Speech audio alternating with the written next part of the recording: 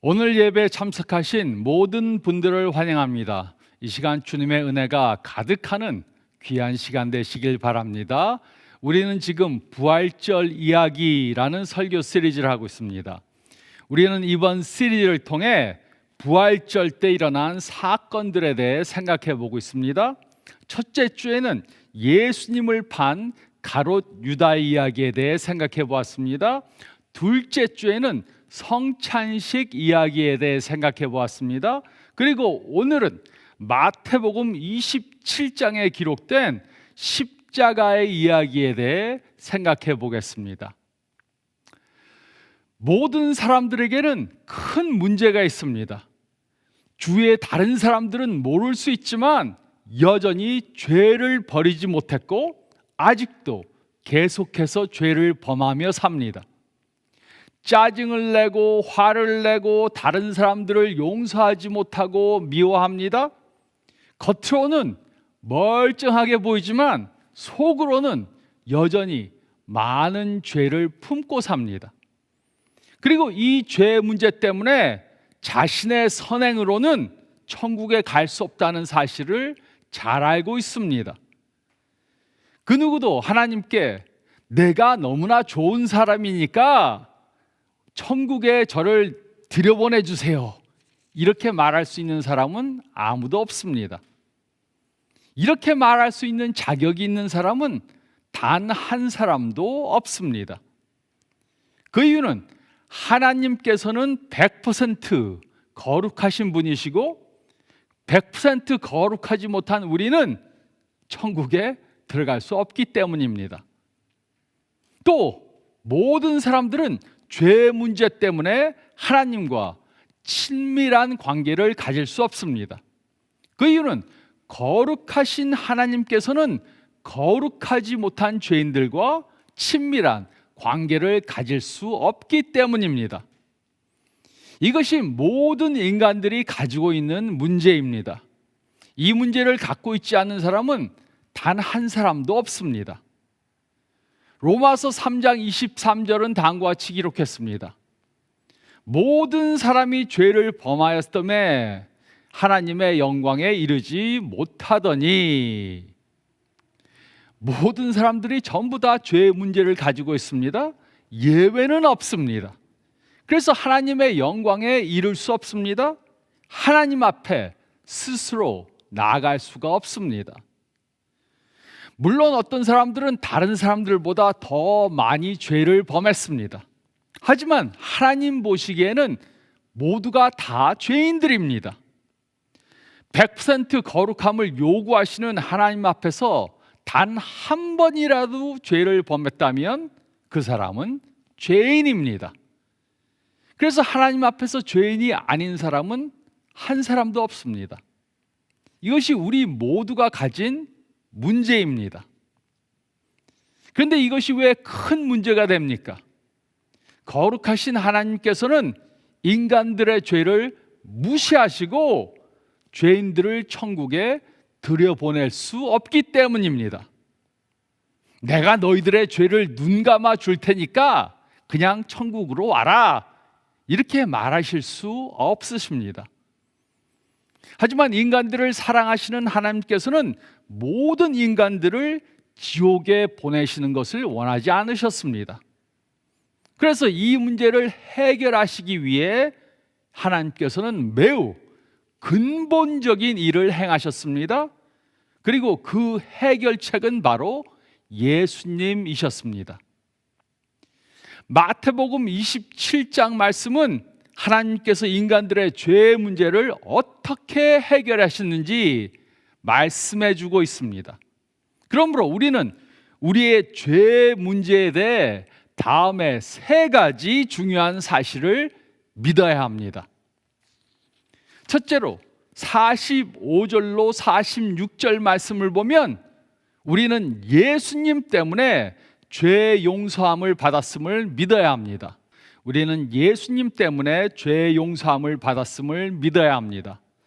45절로 46절은 다음과 같이 기록했습니다. 제 6시로부터 온 땅에 어둠이 임하여 제 9시까지 계속되더니 제9시쯤에 예수께서 크게 소리질러 이르시되 엘리 엘리 라마 사박다니 하시니 이는 곧 나의 하나님 어찌하여 나를 버리셨나이까 하는 뜻이라. 예수님은 아침 9시에 십자가에 달리셨습니다. 그리고 9시부터 정오까지는 여전히 밝았습니다. 그러나 정오에 기적적인 어둠이 땅을 덮었습니다. 이것은 오후 3시까지 계속되었습니다. 이것은 모래 폭풍이나 일식 때문에 일어난 어둠이 아닙니다. 이 어둠이 어떻게 일어났는지는 모르지만 이 어둠은 하나님께서 내리신 어둠이었습니다. 이 어둠은 하나님께서 인간들의 죄를 심판하시는 표시였습니다. 그리고 이때 예수님께서 우리들의 죄를 다 지셨기 때문에 이 어둠은 하나님께서 예수님을 심판하시는 표시이기도 했습니다. 이 어둠이 내리기 전에 예수님은 4번 말씀하셨습니다. 첫째로, 예수님께서는 자신을 십자가에 못 박는 사람들을 위해 아버지 저들을 사하여 주옵소서, 자신들이 하는 일을 알지 못함이니라 라고 기도하셨습니다. 예수님께서는 자신을 십자가에 못 박아 죽이는 사람들을 용서해 주신 것입니다. 또 둘째로, 예수님께서는 회개한 죄인에게 내가 진실로 내게 이르노니 오늘 내가 나와 함께 천국에 있으리라 라고 말씀하셨습니다. 예수님께서는 회개하고 예수님을 믿은 죄인에게 그날 그가 천국에 있을 것이라고 약속해 주셨습니다. 셋째로, 예수님께서는 자신의 어머니를 향해서 여자여 보소서 아들이니다 라고 말씀하셨습니다. 예수님께서는 자신의 육신의 어머니를 위로해 주셨습니다. 그리고 예수님께서는 자신의 어머니를 요한에게 맡기시면서 보라 내 어머니라고 말씀하셨습니다. 즉 요한에게 자신의 육신의 어머니를 살펴달라고 그렇게 부탁하신 것입니다.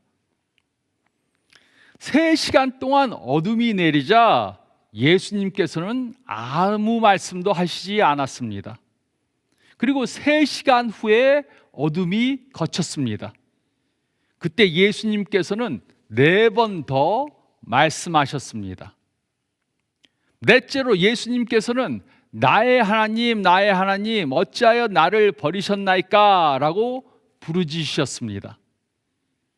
예수님께서 우리들의 죄가 되신 것이 바로 이 암흑의 시간이었습니다.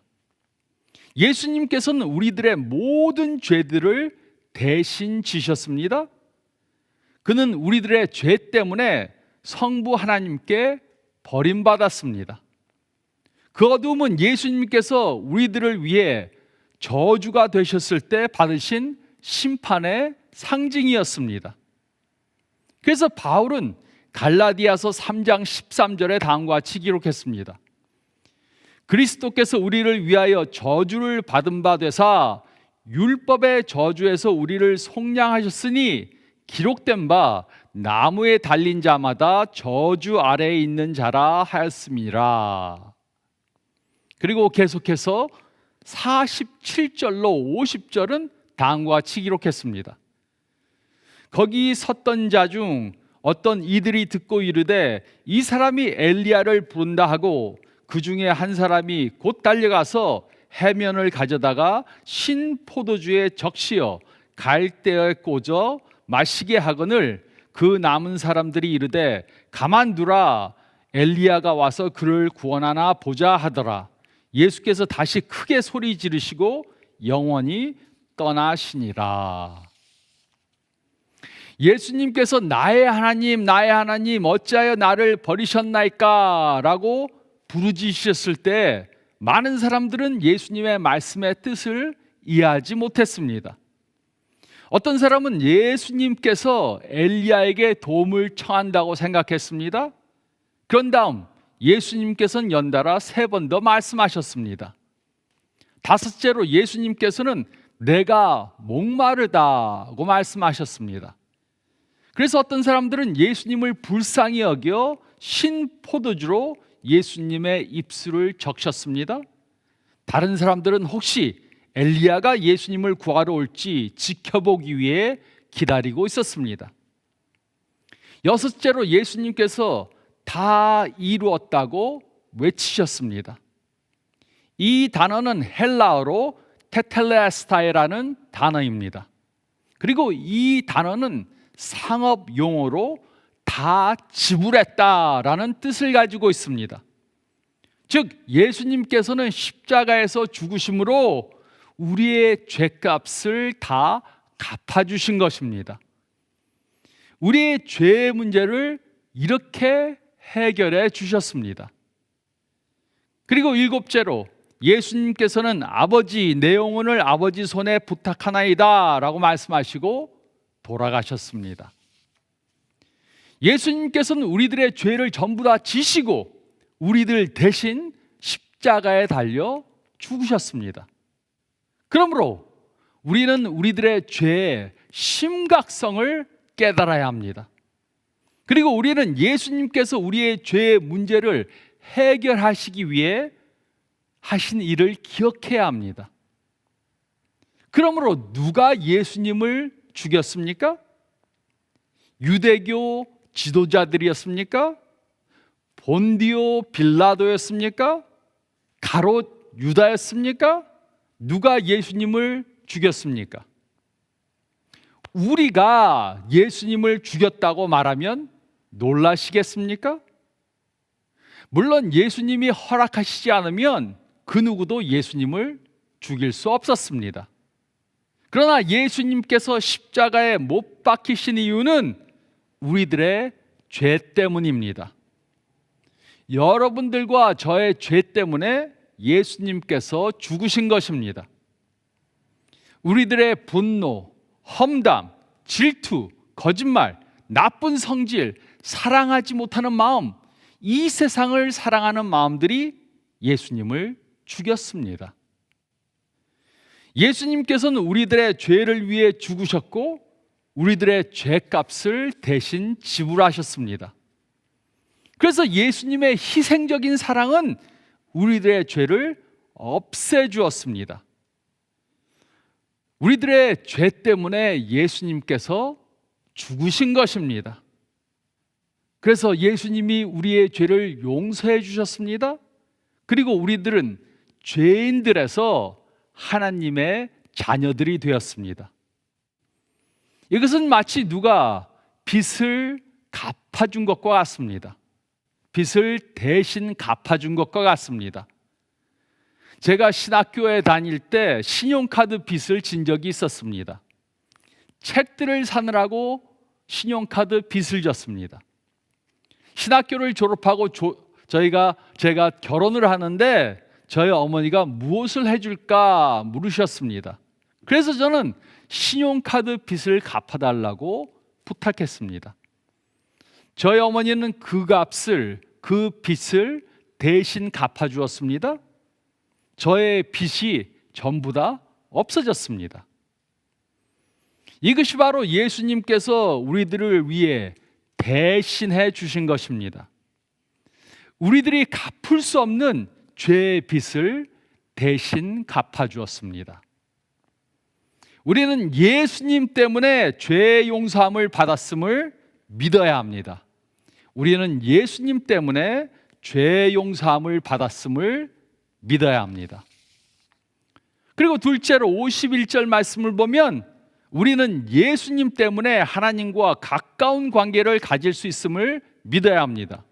우리는 예수님 때문에 하나님과 가까운 관계를 가질 수 있음을 믿어야 합니다. 우리가 지금 하나님과 가까운 관계를 가질 수 있는 것은 예수님 때문입니다. 51절은 다음과 같이 기록했습니다. 이에 성소 휘장이 위로부터 아래까지 찢어져 둘이 되고 땅이 진동하며 바위가 터지고. 예수님 당시 예루살렘에는 성전이 있었습니다. 그리고 그 성전에는 성소와 지성소를 나누는 휘장이 있었습니다. 대제사장 외에는 아무도 이 휘장을 넘어서 지성소에 들어갈 수 없었습니다. 오직 대제사장만이 그곳에 들어갈 수 있었습니다. 그것도 아무 때나 들어갈 수 없고 1년에 단 한 번 속죄일에만 들어갈 수 있었습니다. 그 외에는 아무도 아무 때나 그곳에 들어갈 수 없었습니다. 그러나 예수님께서 우리들의 죄를 위해 십자가에서 달려 돌아가셨을 때 그 휘장이 위로부터 아래로 쫙 찢어졌습니다. 이것의 의미가 무엇입니까? 그때까지 하나님께서는 인간들에게서 멀리 계셨습니다. 아무도 하나님과 직접적인 관계를 가질 수 없었습니다. 그러나 예수님의 죽음을 통해 모든 사람들에게 막혀 있었던 하나님께 이르는 길이 트인 것입니다. 그래서 이제 우리는 아무 때나 아무 곳에서나 하나님께 직접 나가서 하나님과 관계를 가질 수 있습니다. 하나님께서는 우리를 그의 앞으로 영접해 주셨습니다. 예수님께서 우리들의 죄를 위해 죽으셨고 우리가 죄를 깨끗이 씻음을 받았기 때문에 우리는 하나님께 나아가서 하나님과 관계를 가질 수 있습니다.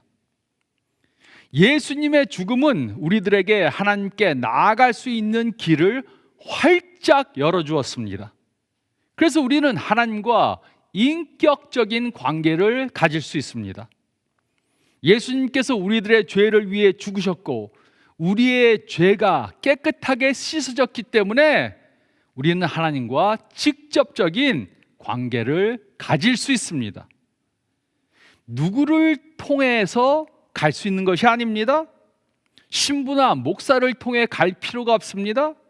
마리아나 어떤 성자를 통해 갈 필요가 없습니다. 우리는 하나님과 직접적인 관계를 가질 수 있습니다. 하나님과 직접 대화할 수 있습니다. 하나님을 직접 알 수 있습니다.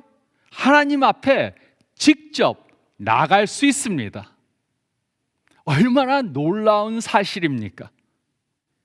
우리는 온 우주를 창조하신 그 하나님과 직접 관계를 가질 수 있습니다. 그는 전지전능하신 하나님이십니다. 그런데 우리는 그 하나님과 직접적인 관계를 가질 수 있습니다. 그래서 우리는 이 관계를 잘 활용해야 합니다. 그 이유가 무엇입니까? 그것은 하나님께서는 이 관계를 가능하게 하시기 위해 엄청난 대가를 치르셨기 때문입니다. 하나님께서는 그의 독생자를 희생시키셨습니다. 그래서 우리는 하나님과 맺은 이 관계를 최대한 활용해야 합니다. 삶 가운데 어려움이 있으십니까? 하나님 앞에 나가서 도움을 청해야 합니다.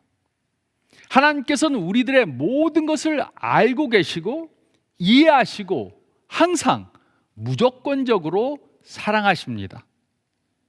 우리는 예수님을 통해 가능해진 하나님과의 관계를 온전히 활용해야 합니다.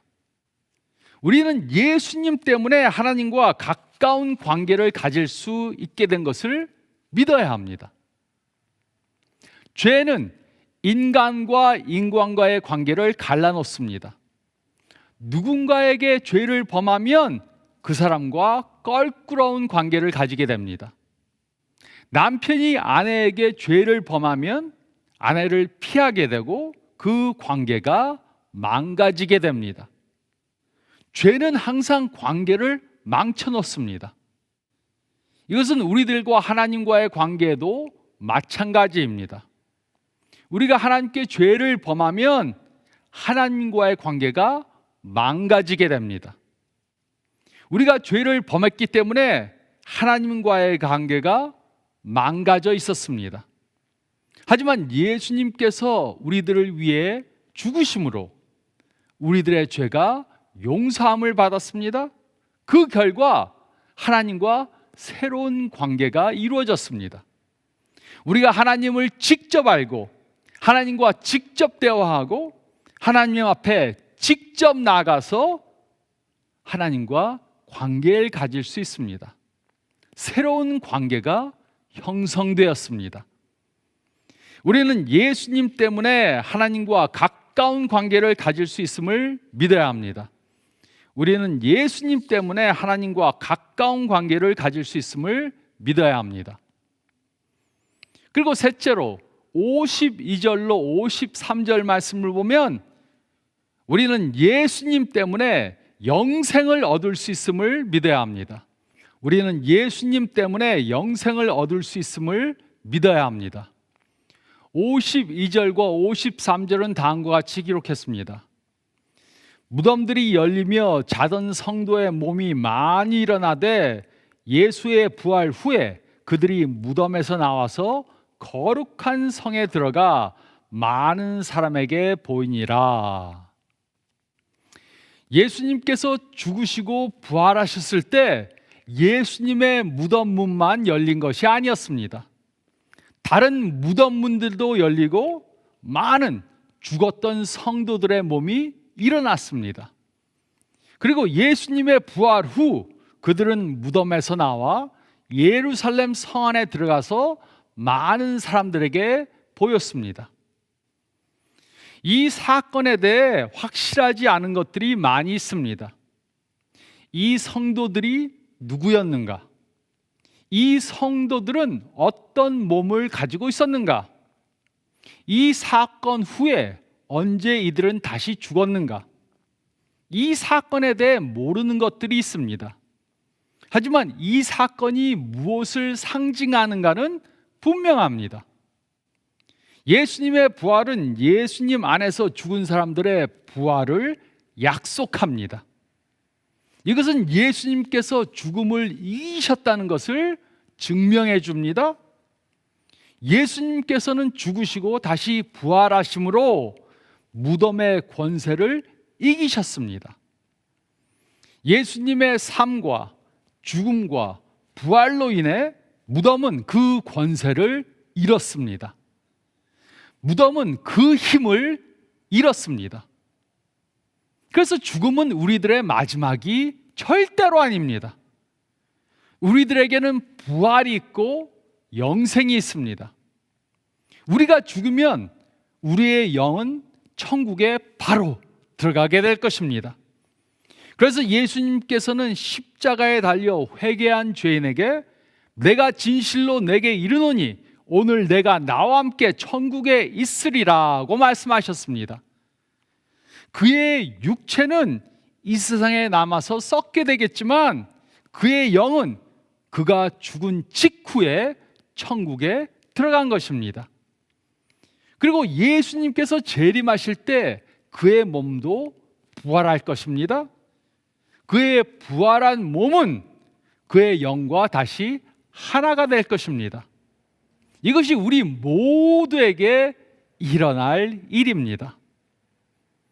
그러므로 우리는 예수 그리스도 안에 있는 우리의 영생에 비추어 이 세상에서 살아야 합니다. 영생이 있다는 것을 믿고 이 세상에서 살아야 합니다. 예수님께서 우리들을 위해 하신 일 때문에 우리는 이 세상의 끝이 아닌 것을 믿어야 합니다. 그리고 우리는 이 세상이 전부인 것처럼 살면 안 됩니다. 이 세상은 단지 시작일 뿐입니다.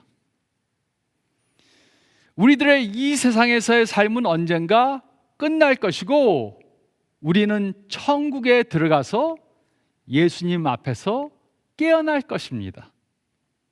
그러므로 우리는 이 세상에 있는 동안 영원한 천국에서의 삶을 준비하며 살아야 합니다. 하나뿐인 우리의 인생을 영원한 하나님의 나라를 위해 투자하고 이 세상만을 위해 살지 말아야 합니다. 우리들 중에 중병이 걸린 분이 있을 수 있습니다. 부모님들 중에 불치병에 걸린 그런 분들이 있을 수 있습니다. 또 어떤 분들은 이 세상을 곧 떠날 수도 있습니다. 하지만 우리는 이 세상이 끝이 아님을 기억해야 합니다. 우리는 언젠가 영원한 천국에서 우리들보다 먼저 가신 분들과 다시 만나게 될 것입니다. 우리는 예수님께서 우리들을 위해 하신 일 때문에 천국의 소망을 갖고 살 수 있습니다. 우리는 사랑하는 사람들과 천국에서 다시 만날 소망을 갖고 살 수 있습니다. 우리는 예수님 때문에 영생을 얻을 수 있음을 믿어야 합니다. 우리는 예수님 때문에 영생을 얻을 수 있음을 믿어야 합니다. 모든 그리스도인들이 죄 사함 받은 것을 믿고 산다면 우리의 삶이 어떻게 변하겠습니까? 죄 용서함 받은 것에 매일 감사하며 감격해서 살 것입니다. 더 이상 죄를 짓지 않기 위해 최선을 다할 것입니다. 더 이상 죄책감에 눌려서 살지 않을 것입니다. 모든 그리스도인들이 하나님과의 관계를 최대한 활용하며 산다면 우리의 삶이 어떻게 변하겠습니까? 어려운 일을 당할 때마다 하나님께 나아가 대화할 것입니다. 하나님과 동행하는 삶을 살 것입니다.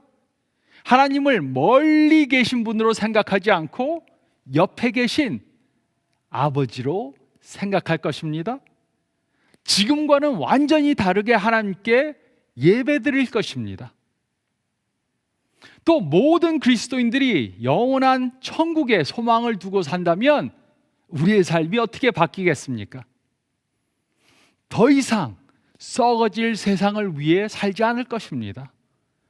이 세상의 것들에 덜 초점을 두게 될 것입니다. 그리고 천국에 소망을 두고 살 것입니다. 지금과는 완전히 다르게 우리의 가진 자원을 사용할 것입니다. 그리고 사랑하는 사람들이 이 세상을 떠나면 예수님을 모르는 사람들과는 완전히 다르게 슬퍼할 것입니다. 슬퍼하겠지만 소망 중에 슬퍼할 것입니다. 우리의 삶은 완전히 다르게 될 것입니다. 우리는 많은 때 어떤 일이 잘못되면 다른 사람들을 탓합니다. 조상을 탓하고 부모를 탓하고 배우자를 탓하고 자녀들을 탓하고 친구들을 탓하고 직장 동료를 탓하고 목사를 탓하고 하나님도 탓합니다. 그리고 어떤 일이 좀 잘 되면 자신에게 모든 영광을 돌립니다. 내가 잘해서 된 거야. 이렇게 말합니다. 하지만 잘못된 것은 우리의 죄 때문입니다. 하지만 우리가 우리 된 것은 예수님 때문입니다. 우리는 예수님 때문에 죄 용서함을 받았습니다. 우리는 예수님 때문에 하나님과 가까운 관계를 가질 수 있습니다. 그리고 우리는 예수님 때문에 영생을 얻을 수 있습니다. 우리가 우리 된 것은 예수님 때문입니다. 이 사실을 온전히 믿고 예수님께 감사하는 삶을 사는 저와 여러분들이 되시기를 부활하신 예수님의 이름으로 축원드립니다. 저희 다 같이 기도드리겠습니다. 잠깐 머리를 숙이시고 오늘 말씀 생각해 보시기 바랍니다. 우리들 중에는 아직 예수님을 영접하지 않은 분들이 있을 수 있습니다. 하지만 오늘 이 사실을 믿는다면 예수님이 우리의 죄를 위해 십자가에 달려 죽으셨기 때문에 내가 죄 용서함을 받을 수 있다. 또 하나님과 가까운 관계를 가질 수 있다. 내가 이 세상에서 죽은 후에 천국에서 영생할 수 있다. 이것을 믿는다면, 또 이렇게 되길 원한다면 예수님을 구세주로 영접하시기 바랍니다. 나중에 한다고 미루시지 않기 바랍니다. 지금 하실 수 있습니다. 내가 성경을 많이 모르는데 성경을 다 아는 사람은 없습니다. 예수님께서 나의 죄를 위해 십자가에 달려 주셨기 때문에 내가 죄 용서함 받을 수 있다. 하나님과 가까운 관계를 가지고 살 수 있다. 그리고 이 세상을 떠난 후에 천국에 가서 영생할 것이다. 이것만 믿는다면 예수님을 구세주로 지금 영접하시기 바랍니다. 아직까지 예수님을 한 번도 영접한 적이 없거나 또 영접한 확신이 없다면 지금 제가 기도할 때 저를 따라서 함께 기도하시기 바랍니다. 이렇게 기도하시면 됩니다. 하나님 감사합니다. 제가 죄인인 것을 고백합니다. 많은 죄를 범했습니다. 하지만 예수님께서 이 세상에 오셔서 완전한 삶을 사시고 저의 죄를 지시고 십자가에서 저 대신 돌아가신 것을 믿습니다. 그것을 믿기 때문에 제가 이제는 새로운 삶을 살고 하나님과 가까운 관계를 갖고 또 이 세상에서 새로운 삶을 살다가 이 세상을 떠나서 천국에서 영원히 살 수 있음을 믿습니다. 예수님을 믿습니다. 이제후로는 온전히 하나님을 따르는 삶을 살게 도와주시고 하나님과 동행하는 삶을 살게 도와주시옵소서. 변화받게 도와주시옵소서. 예수님을 보내주심을 감사하고 예수님의 이름으로 기도드립니다. 이 기도를 드렸으면 영생을 얻으신 것입니다. 예수님의 제자가 되신 것입니다. 이제부터 근처에 있는 교회에 다니시면서 신앙생활 하시고 계속해서 성경의 말씀을 배우시는 생활하시기 바랍니다. 또 이번 부활절 동안 이미 예수님을 영접하신 분들은 더욱더 새로워지기 위해 기도하시면서 한 주간 사시기 바랍니다. 건강한 한 주간 되시기를 바랍니다.